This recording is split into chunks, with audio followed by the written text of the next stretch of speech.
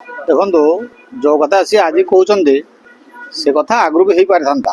ମୁଁ ବାର ବାର କହିଛି ଯେତେବେଳେ ଜଳଶକ୍ତିର ମନ୍ତ୍ରୀ ଥିଲେ ମୁଁ ସେତେବେଳେ କହିଛି ଯେ ଅନେକ ଜିନିଷ ଅଛି ଯୋଉଟାକି ଅଣ୍ଡରଷ୍ଟାଣ୍ଡିଂରେ ବି କାମ ହେଇପାରିବ।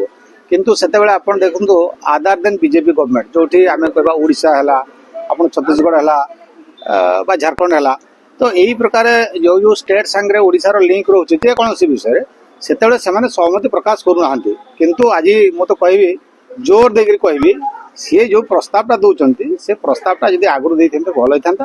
କିନ୍ତୁ ଆଜି ସେ ପ୍ରସ୍ତାବ ନଦେଲେ ମଧ୍ୟ ଓଡ଼ିଶା ସରକାର ଏବଂ ଆମର କେନ୍ଦ୍ର ସରକାର ଉଭୟ ମାନେ ମାନେ ଗୋଟେ ପ୍ରକାର ଜାଣିଛନ୍ତି ଏବଂ ଏ ବିଷୟରେ କ'ଣ କରିବାକୁ ପଡ଼ିବ ଯୋଉ ଟ୍ରିପୁଲ ଇଞ୍ଜିନର କଥା କହୁଛନ୍ତି ଛତିଶଗଡ଼ରେ ମଧ୍ୟ ବିଜେପିର ସରକାର ଓଡ଼ିଶାରେ ମଧ୍ୟ ଏବଂ କେନ୍ଦ୍ରରେ ମଧ୍ୟ ନିଶ୍ଚିତ ଭାବରେ ଯାହା ଯାହା ସମସ୍ୟା ଅଛି ଏ ବିଷୟରେ ଆମର ଆଲୋଚନା ହେଇସାରିଛି। ଏମିତିକି ସିଡବ୍ଲ୍ୟୁସି ସାଙ୍ଗରେ ବି ମୁଁ ଅଲରେଡ଼ି ଏ ବାବଦରେ କଥାବାର୍ତ୍ତା ହେଇସାରିଛି। ଆଉ ସେମାନେ ମଧ୍ୟ ମୋଟାମୋଟି ଭାବରେ ଆମର ଯେହେତୁ ଜଳସମ୍ପଦ ମନ୍ତ୍ରୀ ନିଜେ ମୁଖ୍ୟମନ୍ତ୍ରୀଙ୍କ ହାତରେ ଅଛି ତେଣୁ ସେ ବିଷୟରେ ସେମାନେ ନିଶ୍ଚିତ ଭାବରେ ଆଲୋଚନା କରିକି ଏ କାମକୁ କରିବେ। ସାର୍ ଚର୍ଚ୍ଚା ହେଉଛି ଯେ ଏଇଟା ରାଜନୈତିକ ସବୁବେଳେ ଉଦ୍ଦେଶ୍ୟ ରଖି କଂଗ୍ରେସ ବୟାନ ଦେଇଛି। ଶୁଣନ୍ତୁ ମୁଁ ସ୍ପଷ୍ଟ ଭାବରେ କହିବି କଂଗ୍ରେସ ପାଖରେ କିଛି ଇସ୍ୟୁ ନଥାଏ। ଆପଣ ପୋଲାଭରମର କଥା କୁହନ୍ତୁ କି ଅନ୍ୟାନ୍ୟ କଥା ହଉ କାରଣ ପୋଲାଭରମକୁ ଫିଜିକାଲି ମୁଁ ମାନେ ଭିଜିଟ୍ କରିଛି। ମୁଁ ସେ ଅଞ୍ଚଳରେ କାମ କରିଛି।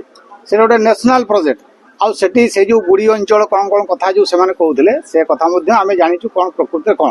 କିନ୍ତୁ ଯେହେତୁ ତାଙ୍କ ପାଖରେ କିଛି ଇସ୍ୟୁ ନଥାଏ ଏ କଥାକୁ ସେମାନେ ଇସ୍ୟୁ କରିକି ସେ ବିଭିନ୍ନ ସମୟରେ ରାଜନୈତିକ ତାକୁ ରଙ୍ଗ ଦେବାକୁ ଚେଷ୍ଟା କରନ୍ତି। ଆଉ ଗୋଟେ ପ୍ରସଙ୍ଗ ଯେ ଦେଖିବେ ନ୍ୟାସନାଲ ହେରାଲ୍ଡ ଇସ୍ୟୁରେ କଂଗ୍ରେସର ବଡ଼ ବଡ଼ ନେତା ସବୁ ରାଜ୍ୟକୁ ଯାଇ ପ୍ରେସମିଟ୍ କରୁଛନ୍ତି ଏବଂ କେନ୍ଦ୍ର ସରକାରକୁ ଦାୟୀ କରୁଛନ୍ତି ଏ ପ୍ରକୃତରେ କେମିତି ଦେଖୁଛନ୍ତି ଆପଣ? ମୁଁ କହିଲି ପରା ବର୍ତ୍ତମାନ ଯଦିଓ ବିରୋଧୀ ଦଳରେ କଂଗ୍ରେସ ବସିଛି କିନ୍ତୁ ତାଙ୍କର ସେତିକି ମେଜରିଟି ନାହିଁ।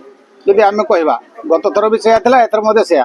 ତେଣୁ ଛୋଟ ଛୋଟ ଯୋଉ ଦଳକୁ ନେଇକରି ଯୋଉ ଗୋଟେ ଟିମ୍ ଗଠନ କରିକି ଗୋଟେ ଅପୋଜିସନ ଯୋଉ ଇଣ୍ଡିଆ ଗଠବନ୍ଧନ କରିଛନ୍ତି ତେଣୁ ସେମାନେ କେମିତି ବଞ୍ଚିବେ ସେଇଥିପାଇଁ ସେ এই ପ୍ରକାର ସବୁ ବୟାନବାଜି ମଝିରେ ମଝିରେ ସେ କରୁଛନ୍ତି ଫଳରେ ତାର କିଛି ମିନିଂ ନାହିଁ। ନ୍ୟାସନାଲ ହେରାଲ୍ଡ ଇସ୍ୟୁରେ ଯୋଉ ଚଢ଼ଉ କରୁଛନ୍ତି ଶୁଣନ୍ତୁ ଆଜ୍ଞା ଶୁଣନ୍ତୁ ଚଢ଼ଉ କରିବାର ଅସୁବିଧା କ'ଣ ଅଛି? କ'ଣ ଅସୁବିଧା ଅଛି? ସେଟା ବଡ଼ ବଡ଼ କଥା ସେଟା ବିଚାର ଉପରେ ଆଉ